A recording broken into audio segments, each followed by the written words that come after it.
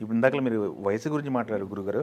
మీకు ఇప్పుడు దాదాపు ఎంత 64 65 65 65 ఎట్లా మీ జీవన విధానం ఎలా ఉంటుంది, మీ లైఫ్ స్టైల్ ఎలా ఉంటుంది 65 సంవత్సరాల వయసులో మీరు? అంటే నేను కాఫీ టీ తాగను, మిగతా పానపరాగులు పానాలు ఇవేమీ లేవు. ఏ అలవాట్లు లేవా? ఏం లేవు. సిగరెట్లు కానీ ఏమి? సినిమా ఇండస్ట్రీకి వచ్చిన తర్వాత కూడా ఏం లేవు. మన భోజనం మనం చేస్తాం, పళ్ళు ఏమన్నా ఉంటే తింటాం. అవి కూడా చూస్తే ఆ పళ్ళు చూశారు కదా మీరు. అవును, చాలా మంచి పండు దొరికితే నాకు చాలా ఆనందం అండి. అది ఏదైనా సరే. మంచిదో కాదని ఎలా గుర్తుపడతారు? నేను వెతుక్కుంటా. నేను ఇలాంటి స్నేహితుల్ని అడిగి మంచి పళ్ళు ఎక్కడ ఉన్నాయో చూడండి అడుగుతాను. మా ఆడిటర్ గారు ఉన్నాడు, వేణుగోపాల్ గారు, మహానుభావుడు. ఎక్కడెక్కడ పళ్ళు కూడా రుచికరమైనవి, ఈ కార్బైడ్ లేకుండా ఉన్నవి వెతికి పాపం తీసుకొచ్చి ఆయన పిల్లలు అంతా సెటిల్ అండి? బాగా సెటిల్. అంతేగాని ఈ విషయాలు కాదు. ఓకే, మీకు దీంట్లో ఒక 2 పద్యాలు చెప్పి చెప్పండి. ధనికుండార్జన రక్షణ వ్యయములన్ దైన్యంబునన్ పేదయున్ జనులిట్లందరూ దుఃఖమెల్లగొనగా శాంతంబు ఆనందమున్ పనిలేకిక్కడ నిన్ను చేరుకునే నీ పాదంబులే గొల్తు వానిని జీతంబుగా నాకీగదవే తండ్రి భక్త చింతామణి అన్నాడు. వడ్డాది సుబ్బరాయ కవి అని ఆయన మహానుభావుడు, గొప్ప కవి. ఆయన రాసిన పద్యం ఇది. ధనికుడు ఆర్జన రక్షణ వ్యయం, సంపాదించడం దాంట్లో కష్టపడుతున్నాడు. రక్షణ, దాన్ని దాచుకోవటం, ఎట్టా దాచుకోవాలి దానికోసం కష్టపడుతున్నాడు. వ్యయం, ఖర్చు పెట్టడం. అమ్మ ఇది 10 రూపాయలు ఎందుకు, దీనికి 5 రూపాయలే కదా అని బేరాలాడుతూ వాడేంటి అంత చెబుతున్నాడు, ఎక్కువ చెబుతున్నాడు, ఇవ్వక తప్పదు. ఇట్లా వాడు ఖర్చు పెట్టడంలో, సంపాదించడంలో, దాచుకోవటంలో ధనికుడు బాధపడుతున్నట్ట. దైన్యంబునన్ పేదయున్, దీనత్వంతో ఎట్లా సంపాదించాలి, ఈ కుటుంబం ఎట్లా నడపాలి, నా బతుకేంటి అని వాడు బాధపడుతున్నట్ట. జనులిట్లందరూ దుఃఖమెల్లగొనగా, ఇట్లా జనమంతా కూడా బాధపడుతుంటే, దుఃఖపడుతుంటే ఇక్కడ శాంతి ఆనందం అనేది ఉన్నాయి. శాంతంబు ఆనందమును పని లేక ఇక్కడ వాటిని ఎవడు పట్టించుకోవట్లా. నిన్ను చేరుకునే, నువ్వు శాంతస్వరూపుడివి, నువ్వు ఆనంద స్వరూపుడివి కనుక ఓ భగవంతుడా నిన్ను చేరుకునే ఇవి. వాటిని ఎవరు పట్టించుకోవట్లా, అందుకని అవి నీ దగ్గరికి వచ్చాయి. నీ పాదంబులే కొలుతూ, నేను నీ పాదాలు నేను కొలుస్తానయ్యా.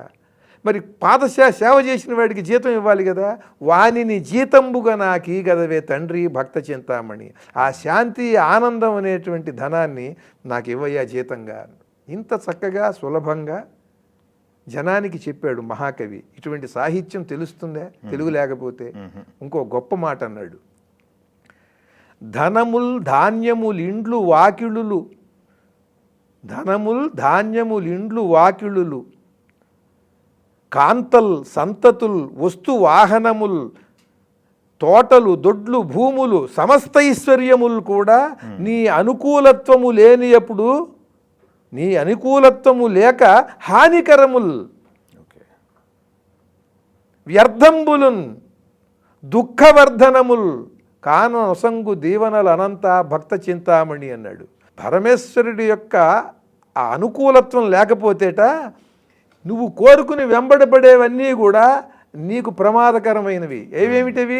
ధనముల్, ధాన్యములు, ఇండ్లు, తోటలు, దొడ్లు, భూములు, కాంతల్, సంతతుల్, సంతానం, వస్తు వాహనముల్, ఇవి ఇంకేమైనా చెప్పలేదేమో, సమస్తైశ్వర్యములు కూడా, రత్నాలు, డైమండ్స్, ఇవన్నీ రకరకాల సమస్తైశ్వర్యములు కూడా నీ అనుకూలత్వము లేనియప్పుడు, భగవంతుడి అనుకూలత్వం లేకపోతే అవన్నీ కూడా హానికరములు, అవే హాని చేస్తాయిట. ఆ కాంతలు, ఆ సంతతులు, ఆ ధనం, ఆ దొడ్లు, ఆ తోటలు, ఆ వాహనాలు అవే హానికరములు. వ్యర్థంబులున్, అవేవి పనికిరావు, నీకు నువ్వు అనుభవించలేవు వాటిని. దుఃఖవర్ధనముల్, దుఃఖాన్ని వర్ధిల్లజేస్తాయిట ఈ సంతానం, ఈ కాంతలు, ఈ వాహనాలు, ఈ వస్తువులు, ఈ ఆస్తులు. కాన వసంగు దీవనలు అనంత భక్త చింతామణి. కనుక నీ దీవెనలు ఇవ్వయ్యా నాకు చాలు, నీ అనుకూలత్వం లేకపోతే ఈ ఉండి నాకు ప్రయోజనం ఏమిటి అని. ఇటువంటి సద్భావనని మనం విన్నప్పుడు మనస్సు సాత్వికతతో నిండుతుందా, నిండదా? బాగుంటుందండి. జ్ఞానం కలిగి ఇంతేగా ప్రపంచం, నిజంగా దేనికోసం వెంపర్లాడుతున్నాం అనే భావం మనకు కలుగుతుందా? ఇటువంటి సాహిత్యం ఏమైపోతుంది తెలుగు రాకపోతే? ఓకే. ఇది సంస్కృతి అంటే. ఓకే. కనుక ఇటువంటి స్థితిని పరిపాలకుడు అర్థం చేసుకుని దాన్ని తాను ఆచరించి ప్రజలకు అందించి ఆచరించేలా చేయాలి. అందుకు గొప్ప మార్గం దేవాలయ వ్యవస్థ. దేవాలయం నుంచి చేయాలి, అన్నీ నువ్వు చేయలేవు కదా. అవును. దేవాలయ వ్యవస్థ, ఆ దేవాలయంలో చక్కగా వచ్చినటువంటి వాడు అక్కడే కూర్చుని 1 గంట 2 గంటలు కూర్చుని వెడితే మరి వాడికి ఇంటికి వెళ్ళేప్పటికి మళ్ళీ అప్పుడు వండుకోవాలంటే కష్టం కదా.